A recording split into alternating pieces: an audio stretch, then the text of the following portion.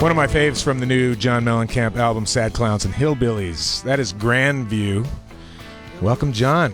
Hey, how you guys been? All right. Good. Thanks for joining. It's been a couple of years since I bumped into you, I think. Well, I don't get around much anymore. Yeah, I know how that goes. We get older, you know. We stay in more. I don't get around much anymore. Isn't that a song? I think somebody said that once. Yeah. Said that in a song. Well, congrats on this record.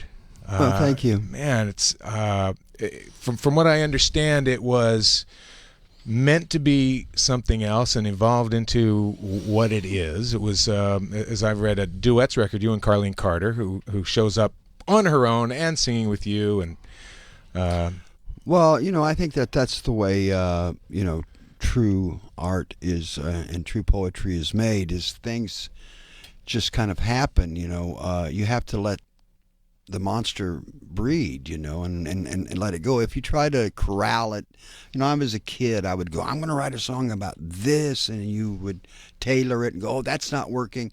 I don't do that anymore. It's just like whatever the muse sends me, I write down, and that's the way it goes. So the original idea was to make a gospel record with new gospel songs that her and I would write. Of course, when came time to write, I didn't write those kind of songs. So she wrote a couple, but so it turned into what it was. We just let it go. It just turned into what the muse wanted it to be. So how does it? Do you usually, do you start with an idea, with a target on the wall, with something you're trying to go for, and then see where it is that leads you, or does it just Never. It starts on its own steam when it's time? No, you mentioned the word target. I wrote a song for this record called Easy Targets. Yeah. And I was painting, which I do all the time. I was painting, and this voice goes, John, you need to put the paintbrush down and write these words down. And it's like, no, I don't want to.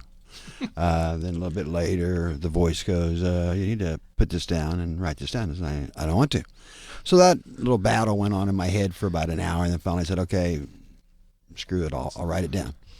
So I wrote it down, and then as I was writing it down, I just picked up my phone, and I didn't have a guitar or anything. I just sang the melody, sang the words with the melody, and it was in my phone.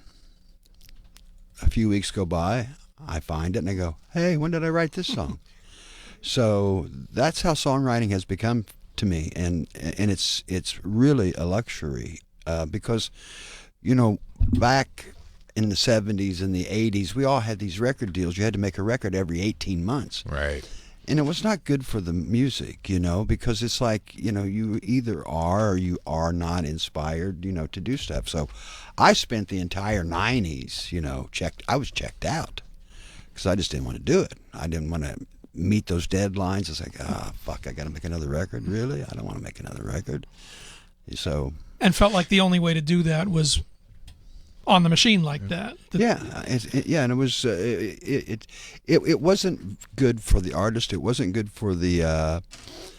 It wasn't good for anybody. It wasn't good for the record companies because they got inferior music. If they would have given people a little bit more time, of course, they're interested in making money, and that was their deal. But it wasn't good for us. It's interesting that you say that you just kind of let it fly, whatever comes out, because especially over the, let's say the last 15 or so years, it seems as though you've been coming kind of from, you've really kind of focused where you're coming from as an artist in terms of the spirit of the songs that you write. The subject matter, obviously it varies, but your social conscience is a big part of what you write.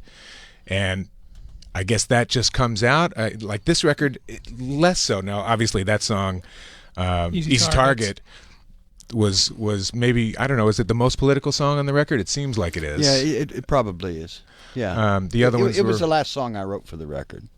Yeah. So, but I can't believe that in this time, in this era in America, you haven't been bothered enough in the last year to write something more pointed. Well, I think that song's pretty pointed. Well, you come on, you put out full records of things that are really pointed and really down and really specific, really articulate. Well, I know, but it doesn't seem like people really care anymore. If that was the case, you guys would be loaded up with protest songs of some rap songs. If I was a black guy, I wouldn't write anything because you can't write anything because you might end up with a bullet in your head. And it's true. I mean, being black in America right now, I don't think would be, it might be as bad as the 50s. I don't know. So I would be careful if I was a black young songwriter writing a protest song railing against white people. I just saw a movie. Have you guys seen this movie, Get Out? I haven't seen it. Yeah, I did. Did you see it? Yeah. Well, I went with a girl to this movie a couple weeks ago here in New York, and we both looked at each other, and the girl I was with is, really a smart person, and she goes, "They really do hate us, don't they? They really do hate white people." This is the Jordan Peele horror film where the horror are the white people. That's right. That's exactly right. And it is a terrifying movie. It really is. Yeah, I didn't really know what what we were getting into, and it was explained to me that it's kind of like the nowadays Guess Who's Coming to Dinner. No, no, it's not. It's a lot worse than that. But you don't feel like the climate now. You don't think that it's going to result in some, because this is the question: is it's going to result in some upsurge of protest and using art and using music to be able to make a statement, or you're saying we're too far gone? I think people are doing it, but I don't think society wants to hear it. I'm sure people are doing. I'm doing it. Yeah, I'm doing. My paintings are doing it. But so is that something? Why do you think that is? Why do you think that people don't want to hear it? I think people. I'm not sure I agree with you, but why do you? What do you mean you don't agree with me? Hold on for a second. If I was wrong about this, then I wouldn't have this opinion. Mm-hmm. So you're wrong. Well, that's cool. This show's called Debatable. So that's how I roll. I think that's. But hold on for a second. It's a question of how is it landing? But why do you think that? I believe that people and a good chunk of people, if you're a person who listens to music, that has to be the first criteria. I think there's a lot of people in this country who are looking to people like you to articulate what I'm feeling. People who aren't songwriters, people who aren't even activists, now especially, we depend on you. Yeah, but I totally get it, and I think that's the way it existed for, the baby boom generation. But as we get further and further away from that particular thing, and when you start deregularizing everything in this country to be monetized into some sort of business, there's just nobody wants to play a song like Easy Targets because it might insult somebody. You can't insult people. I mean, that's the thing. I mean, you hear comedians talk about it all the time. I mean, look what happened at Berkeley. A right-wing kid shows up and they this is free speech. I mean, I don't agree with the kid says, but he has the right to say it. Right. So and I just think people don't want to hear it. And with the internet the way it is, we become more and more isolated. We become only involved with the people that we want to hear about, and that's who we communicate with. We only watch. I don't watch Fox News, so I don't hear their opinion, and I won't watch it because I don't want to hear it. Mm-hmm. And I'm not the only person like that. So we become through this technology more and more isolated as human beings because the people that we talk to are like-minded and right. And we've been isolated into our own camps. Yeah, that's right. Yes. And our own camp, mm-hmm. people who like music and want to hear protest songs, there's really no place for those songs to be played because and you're just talking to each other. That's right. Yeah. Now what I'm then interested in then is, musically within that world, within the technology of that world, within the divisions of that world, that you continue to draw on this, traditional American sounds, string instruments, and, pull from the great American musical history. What does that still represent for you? Well, for me, it's what I do. And I think, I am surprised. I surprise myself sometimes with some of the songs that are 30 years old that I wrote, and I thought, how did I know to write that? And it seemed current. I mean, I wrote a song called Love and Happiness, and that's, you take out 2 or 3 words and it's like today. And that song's 25 years old. And, most of the songs that I wrote when I first started were very juvenile. It was a juvenile world. The music business was all of us guys were young, rebellious guys, and but I wrote a song called Jack and Diane that I don't even know how I came up with the line that life goes on long after the thrill of living is gone. As a 65-year-old man, I have experienced that. But as a fucking 22-year-old guy, I don't think I had experienced that. You hadn't gotten out of that thrill yet? I have. The thrill was still happening. That's right. So that's what I mean about stuff, just naturally coming to you. I mean, but that, Paul Simon was fucking 21 years old when he wrote Sounds of Silence. Yeah. Really? Yeah. But that's I always think of a lot. I mean, you're friends with Dylan. You talk to him about this stuff, or maybe not about this stuff, but the way that when he'll talk about it, the phrasing he'll use, it will always be, when that song was written. He'll never even say when I wrote that song. Like, he won't take that possession of it. It's just this thing that sort of came through. And that's exactly right. I mean, I've had a conversation with Bob, and he was in my art studio when I was painting, and he was talking to me, and I just started laughing. I said, "Okay, how'd you do it?" And he did that. He goes, "Man, I've just written the same four songs over and over and over again. Just very, keep it vague and keep it going." Wow, words to live by as a songwriter. Keep it vague, keep it going.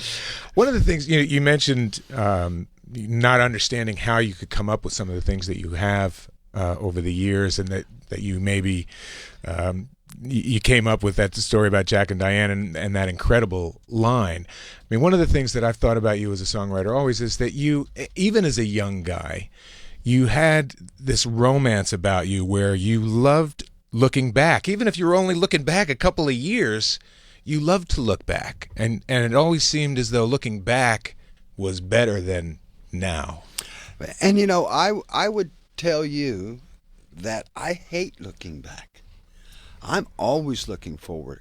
That's one of the things I don't like about performing live is that you're just aping something that you did years ago. Mm-hmm. And you're just I'm always looking to the future. I'm interested in so many things. And I'm interested in finding out about this. I'm interested in finding out about this part of science and this part of art, and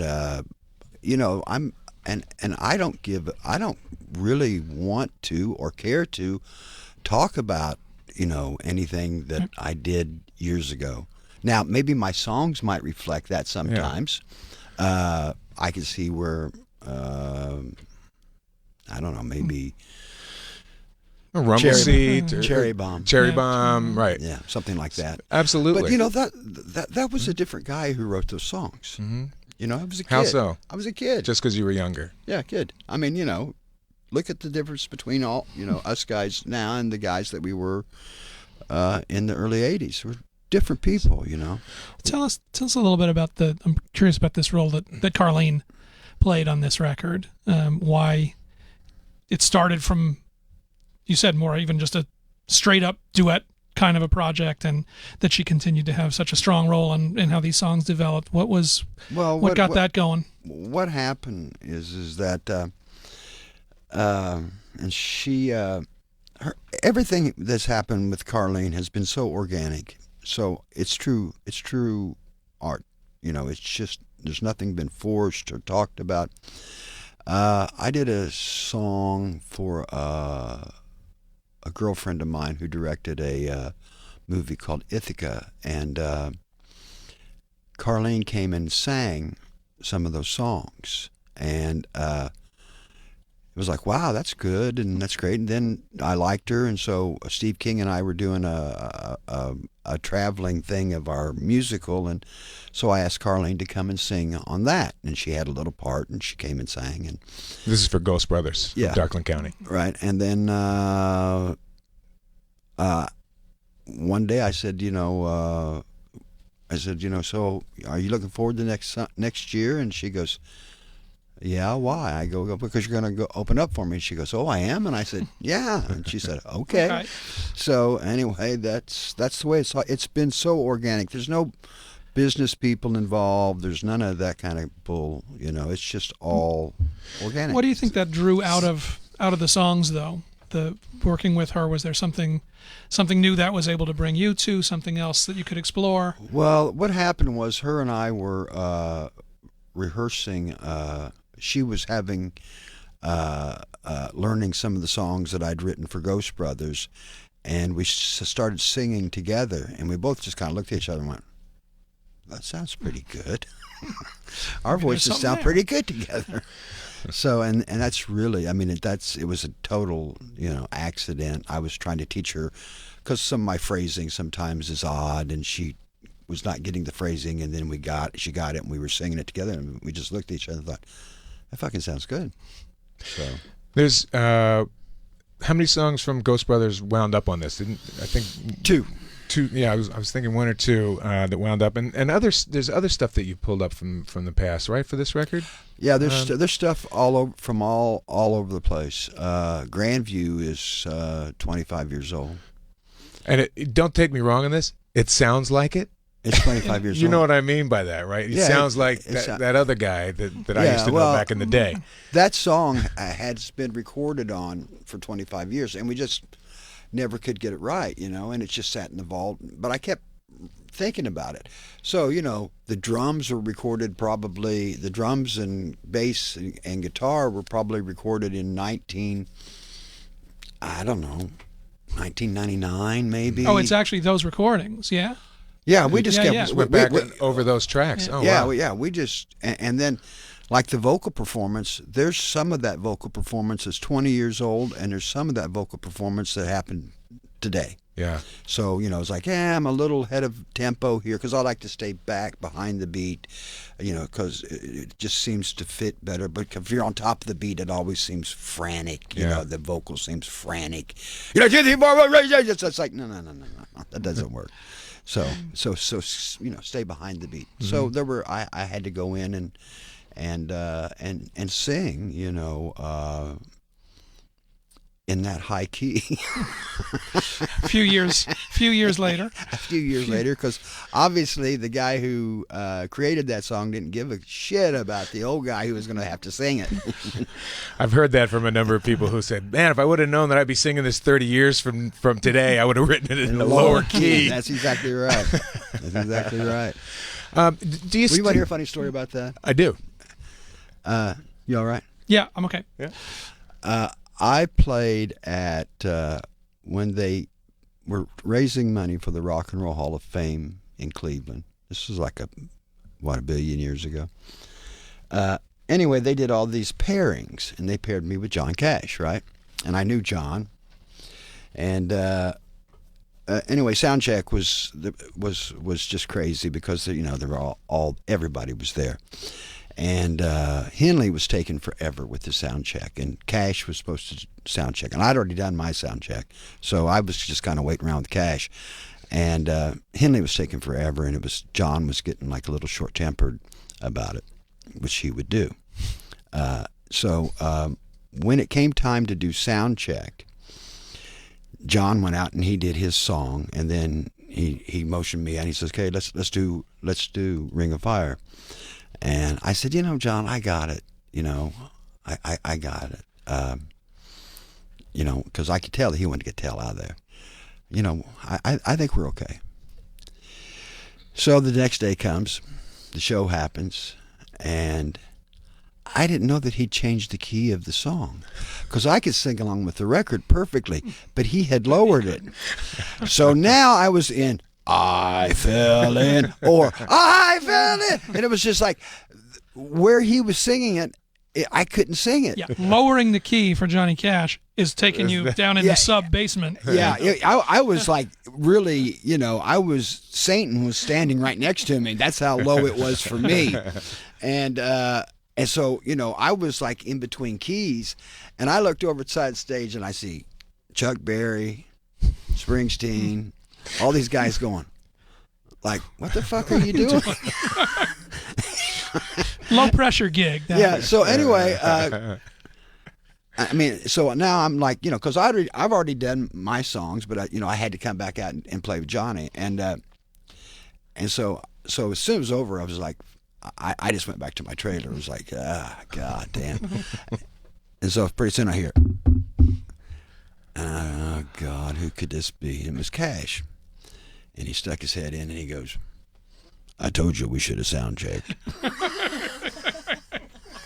Man.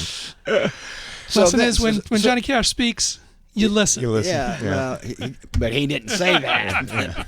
I told you we should have sound checked. So then I went to Winter and I said, hey man, can you destroy that tape? Because that thing was shown all over the world at one time. And okay, yeah, I will. But of course, he fucking didn't. It's on the internet Still out there somewhere. This is John Mellencamp is here in the studio with us. I know we got to let you go. The new album is Sad Clowns and Hillbillies, out today. Thank you for joining us on release day, man. Well, thanks for having Still an me. event. And I think it's great you guys are doing this. We're really excited. I can't wait to see you playing some of this stuff live. This record really is interesting because you sort of veered off, and it feels like a personal record as opposed to a political record. And there's just it's always a pleasure to see what you come up with next. Well, I learned a lot. I made 3 records with T-Bone, and I learned a lot from him. Yeah. And but I learned all, let's say his tricks, and I always put too much music on my records. I have too many counter melodies, and he's really a minimalist. Mm-hmm. So with this record, I was able to, use what I learned from him, and so it worked out good. Keep learning, you keep growing. That's right. Somewhere you'll figure it out. That's right. All right. John Mellencamp here on Debatable. Thanks, man. Good to see you again. All right, you Thank guys, you. thank you. All right. We are going to take a break, and when we come back, we'll have more stuff. That's next. John Mellencamp. John Cougar Mellencamp. Hey, watch it. Hey, he's out of the room now. Watch it. New album. Taking time out of album release day to come hang out with us. Interesting what he was saying about protest songs and the people don't want to hear him. I'm not, I disagree with him. I'm not sure I totally agree. I understand what he's talking about. And in terms of a radio outlet, he's right. I got to tell you, I love the Cash story, the Johnny That was a Cash. great I was story. like mesmerized. I was like glued to listening to it. I can tell a story. It's great. That's Really good. yeah. And the Sad Clowns and Hillbillies is a really great record. He's I think has been so consistent with his music over the last 5-6 records at least. I mean, It's his 23rd album. yeah, he's established. I mean, Rock and Roll Hall of Fame, for a reason. It's a big exhibit with more time. We would have talked about there's an exhibit up now at the Rock and Roll Hall of Fame that's a big retrospective on him and his career. Yeah, I wanted to, Hey, but we do what we can. it was not to be. So So let's move on let's- here. We do have